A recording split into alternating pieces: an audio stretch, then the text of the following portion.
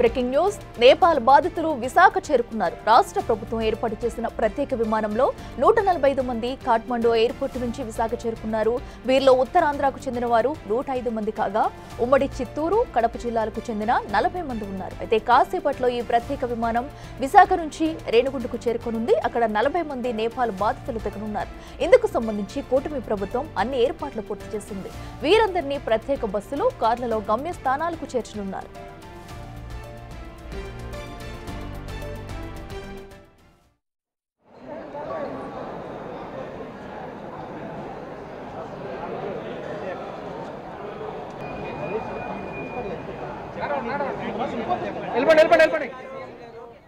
విశాఖ విమానాశ్రయంలో ఏపీ వాసులకు ఎంపీ భరత్, ఎమ్మెల్యేలు, పోలీసుల అధికారులు స్వాగతం పలికారు. కాగా నేపాల్లో చిక్కుకున్న తెలుగు వారిని సురక్షితంగా రాష్ట్రానికి తీసుకురావడంపై 2 రోజులుగా ఆర్టీజీఎస్ కమాండ్ కంట్రోల్ సెంటర్ నుంచి మంత్రి నారా లోకేష్ పర్యవేక్షించారు.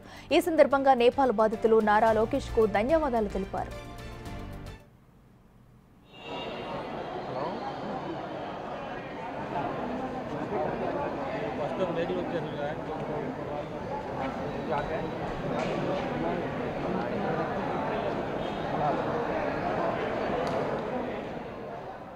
మరింత సమాచారం మా ప్రతినిధి రాజు అందిస్తారు.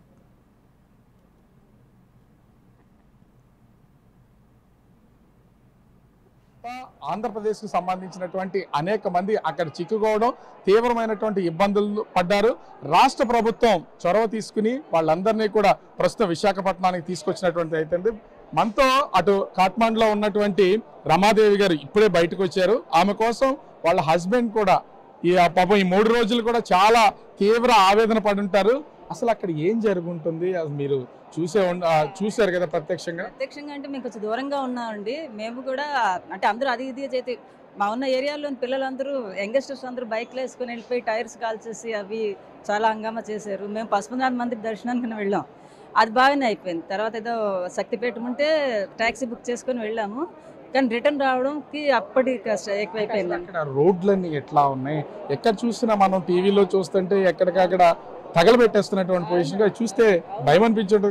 కొంచెం భయపడ్డాం. పాప టాక్సీ డ్రైవర్లు మమ్మల్ని ఎలాగో చిన్న చిన్న సందుల్లో తీసుకెళ్లి మా హోటల్కి ఎలా ఒకలాగా. ఎన్ని రోజులు ఉన్నారు అసలు? హోటల్లో 3 days ఉండిపోయామండి. 3 nights ఉండిపోయాం. 3 రోజులు ఫుడ్ కానీ అయిపోయింది, చాలా ఇబ్బంది అయిపోయింది. మార్నింగ్ కూడా ఎర్లీ మార్నింగ్ వాటర్ బాటిల్స్ వాళ్ళు వచ్చేవారు కెట్టస్తోని. మేము గేట్ లోపల నుంచే కొనుక్కొని లోపల పెట్టేసేవాళ్ళం. ఎంత మనోవేదన రమాదేవి గారు పడ్డారు అసలు తిరిగి వస్తామా లేదని.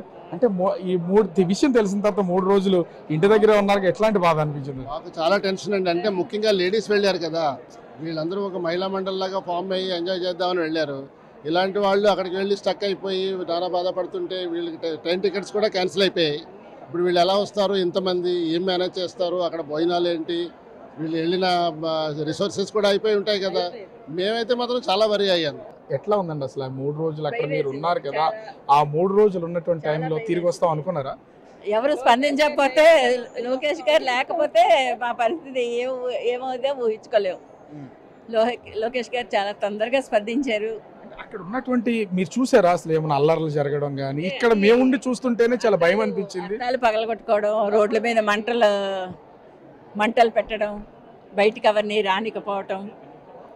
అది షెల్టర్ వేసి లోపల ఉంచారు మమ్మల్ని హోటల్. ఆయనకి చాలా ధన్యవాదాలు. ఆయనకి లోకేష్ గారికి చాలా సంతోషం. అంటే మీరు ఎలా కమ్యూనికేట్ అయ్యారు అసలు లోకేష్ గారికి కానీ లేదా ప్రభుత్వానికి కానీ? ఇక్కడ ఫ్యామిలీ మెంబర్స్ ఎవరికైనా చెప్పారు? ఐడియా వచ్చిందండి లోకేష్ గారికి, మనం ఫోన్ చేస్తే తొందరగా రెస్పాండ్ అవుతారు, చేద్దామని ఒకరికొకరు లేడీస్ అనుకుని మేము మాట్లాడాము.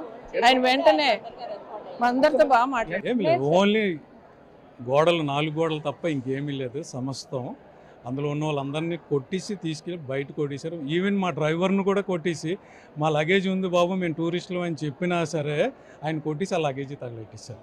కావాలనే తగలెట్టేశారు. అందులో మా బిలాంగింగ్స్ అన్నీ ఉన్నాయి, క్యాష్, డాక్యుమెంట్స్, పాస్పోర్ట్స్, గోల్డ్. అందరం అంటే లిమిటెడ్గా పట్టుకెళ్ళి ఆ లిమిటెడ్లో కొంత దాచుకున్నాం.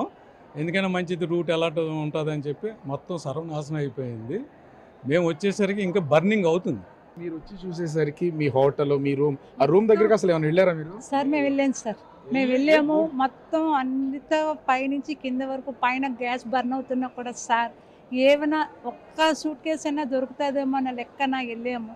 మేము వెళ్ళేసరికి ఏమీ లేవు సార్. రాత్రి మేము వెళ్ళేసరికి కొంచెం కాలుతున్న బట్టలు ఉన్నాయి. అందులో మా వాళ్ళ తాలూకు ఒక 2 డ్రెస్సులు తీసుకొచ్చాం. మార్నింగ్ వెళ్ళేసరికి మొత్తం బర్న్. అసలు ఈ సంఘటన చూస్తే తిరిగి అసలు వస్తాం మనం అన్న అనుకున్నారా? లేదు సార్, మేము అసలు అనుకోలేదు. మా వాళ్ళందరూ ప్రార్థన వల్ల మేము బయటకు వచ్చాం సార్. ప్రత్యక్ష సాక్షులుగా ఉన్నటువంటి వీళ్ళందరూ కూడా, ఎందుకంటే పోఖ్రా నుంచి కాట్మండ్ రావాలంటే 8 గంటల సమయం పడుతుంది, కానీ రోడ్డువే లేదు కాబట్టి పోఖ్రా నుంచి వాళ్ళు చార్టెడ్ ఫ్లైట్లో తీసుకొచ్చారు. వచ్చేసరికి కట్టుబట్టలు తప్ప ఏమీ మిగలేదు, కానీ గవర్నమెంట్ మాత్రం ఏమీ లేకపోయినా మమ్మల్ని తీసుకొచ్చిందని ఈ ఫ్యామిలీ మెంబర్స్ అయితే చెప్తున్నటువంటి పరిస్థితి కనిపిస్తుంది. కెమెరామెన్ రాముతో రాజు, బిగ్ టీవీ.